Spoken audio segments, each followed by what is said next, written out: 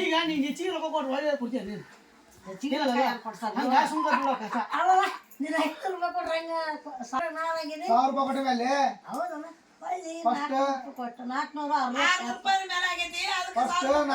ಎಷ್ಟು ಕೊಟ್ಟೆ 500 ಕೊಟ್ಟೆ 475 ಅಂದ ಒಳ್ಳೆ ಕೊಬ್ಬರಿ ತಂದಲ್ಲ ಒಳ್ಳೆ 70 ರೂಪಾಯಿ ಕೊಬ್ಬರಿ ಅಂದ್ಬಿಟ್ಟು 20 ರೂಪಾಯಿ ಕೊಡಂದ ಒಳ್ಳೆ ಮತ್ತೆ ಅದಕ್ಕೆ 500 ನೋಟ್ ಕೊಟ್ಟೆ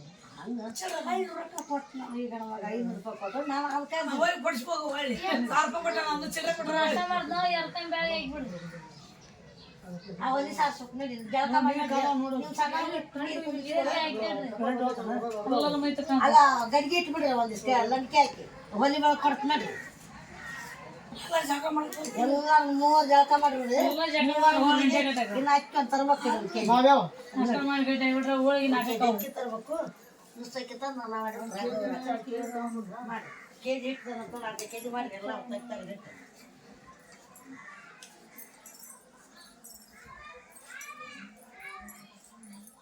ಅಂತ ಮೆಣಸಿನಕಾಯಿ ಅರ್ಧ ಕೆಜಿ ತಗೊಂಡಿವ